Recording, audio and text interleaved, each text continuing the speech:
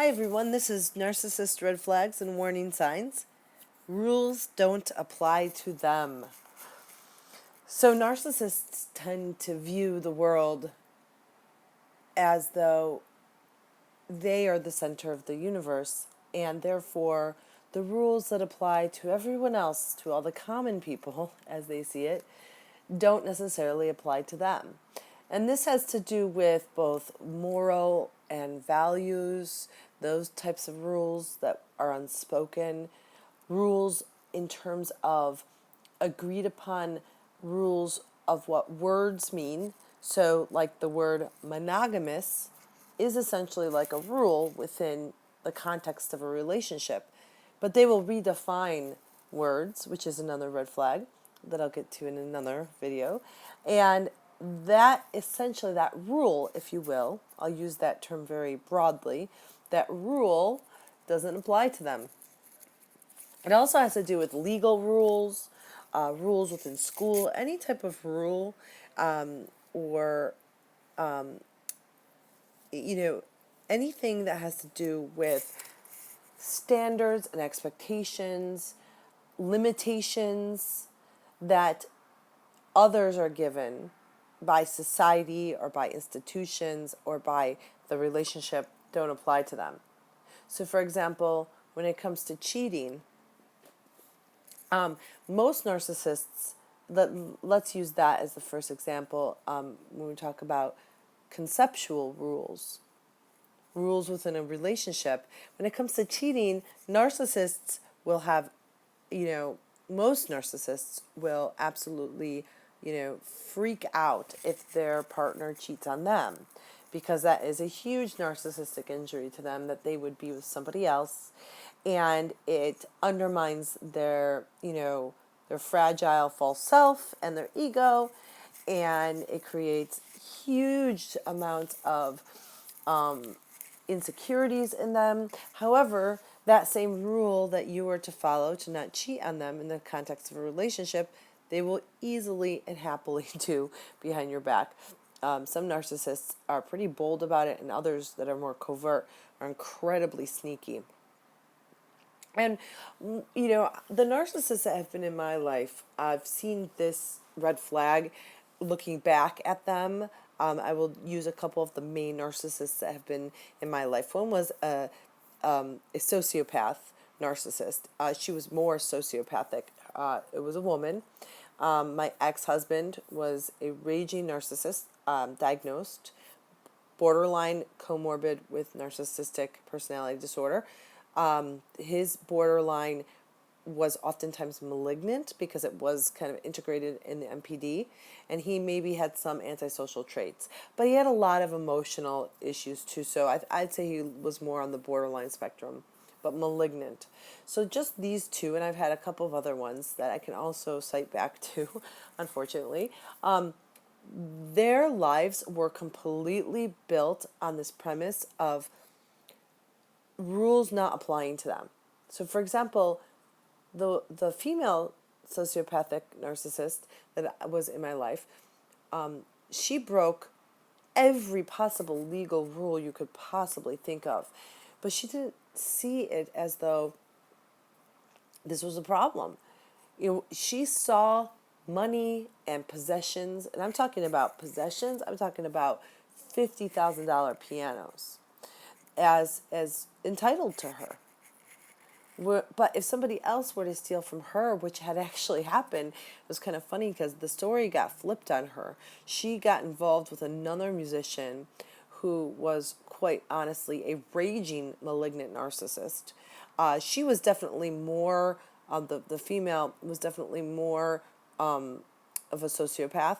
But this guy that she got involved with, who was also a musician, was just a raging narcissist. And he flipped the script on her and started stealing from her at one point and conning her. And it was very interesting to see her reaction on this. Now, this is a woman who, at that time, and I knew about this, and the reason why I was still around her was because I had gone to the state's attorney, gone to the authorities, and the state's attorney asked that I collect a certain amount of information so that he could potentially prosecute It never ended up happening, unfortunately, and to this day she's illegally here and doing the same thing in New York and conning people and lying. But so I had stayed quote unquote friends with her, kind of pretended to be friends with her, and for me being an incredibly honest, straightforward, blunt person, it was really difficult to do. But because her destruction was so massive, not only for myself, but it broke my heart. There was, like, for example, a Macedonian older couple. They were basically losing their house and losing their entire life based on the fact that they had co-signed these humongous loans. They were silly to have done that, but she conned them. She was a con artist, and she was good at that. And and so for that sake, and all the many dozens of other people that I met and talked to personally that I knew she had done this to, I was able to, for a couple, about a month and a half, stay quote unquote friends with her and be her quote unquote manager, which I was managing her at the time. And she had actually a very successful career. She was a very great pianist, and collect information. So I was around knowing what she was doing, knowing the rules that she was breaking, the social rules and especially the legal rules in this country, and then having this other raging malignant narcissist trump into her life and just totally steal from her and see her reaction was just odd. It was awe striking. It was dumbfounding to see this. So I think that one of the really big red flags of narcissists and sociopaths is this inability to see. They see themselves in one world where no rules apply to them, and they're able to do whatever they want in order to achieve what they need, what they deserve in this kind of, very very disordered and very malignant and screwed up mentality of the world and themselves, that they're able to do all these things but nobody else is. So if you're in a relationship, for example, with my ex-husband, I saw this all the time. In the context of our relationship, for example, when it came to, let's say, communication, if I were to even remotely raise my voice or get hot-headed, even remotely, I would be a maniac. I'm crazy.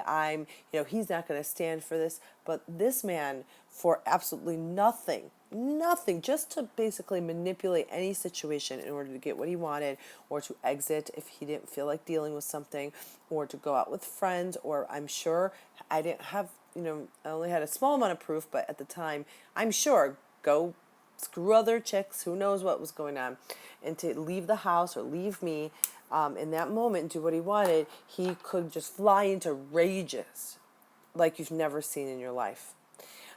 Totally horrible. And yet, if I even raised my voice, I was, a horrible wife or a horrible partner.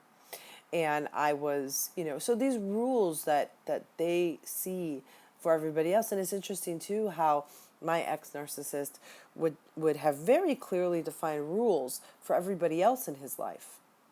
His boundaries, his rules, what he expected from other people. God, at work, oh my gosh, his administrative assistant, if she broke any rules and was doing anything, he would be just beside himself, going on about it for hours, about how unfair it was, and he can't believe it, and he's going to get her in trouble, and with the boss, and so on and so forth.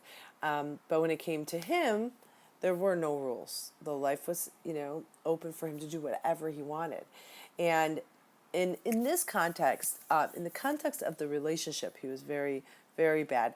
And, even legally, there were a lot of times where I would see with him and some of the other narcissists that I've known, and I've been probably close to 3 in particular, that female, a sociopath, another female narcissist, and my ex-husband, who was a diagnosed narcissist and borderline.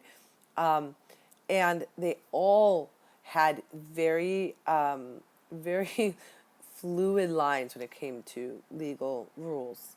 And they felt very, like, insulted if they were ever, caught breaking these rules, and another red flag is that they are always the victim. They are an eternal victim, and so whenever they're caught breaking any kind of rules and there's a punishment, it's not that they have a consequence, because remember, narcissists are never going to feel truly bad or remorseful. But I do want to preface it with this, and I always say this. You get very confused when it comes to narcissists, and when you're looking back, you're probably seeing it. And this is part of their manipulation techniques and tactics, because they may seem like they are remorseful, or they may seem like that they feel bad. And sometimes you'll see crocodile tears where they're not real. Sometimes you'll see real tears. But here's the thing, if you really look back and you really break it down, the thing is that yes, they are upset. Yes, they do, but it's only because they're not getting what they want. And sometimes that confuses a normal, emotionally normal person. Because for an emotionally normal person, if we were to break, let's say, a rule and there was a consequence, yes, we would feel bad because of the consequence in our life. Let's make something very simple. Somebody who is drinking and driving, because I knew one of the narcissists, I knew this is exactly what had happened. Got busted with a DUI. And let's say you're drinking and driving and you get busted. Now, an emotionally normal, healthy person, and I say normal in quotes, will cry and get upset about it for two reasons, and they're both equally as strong. Yeah, you're upset because your life is now messed up because of it, and you're going to have to pay a high price. But then there's always a part of you that feels remorseful because you know you were wrong. You know you were wrong, and you feel bad for that. You're embarrassed by it. You feel bad for it. You know you could have hurt somebody. This isn't who you are, and you kind of feel like I should be punished for it, even if you are upset because the punishment's going to screw up your life. On the other hand, narcissists, they may look similar to an emotionally normal person in the sense of how they respond after something like that, where they might cry, they might feel bad. But if you really read between the lines and you really listen to what they're saying and how they're acting and responding to it, it's not because they feel bad or remorseful that they did something that was illegal, that they did something that could have hurt somebody else, right? It's not that they feel bad or embarrassed by that per se. It's that they are crying and feeling bad because they're losing something from what they did because they got busted. And so this is the confusing part of a lot of narcissists.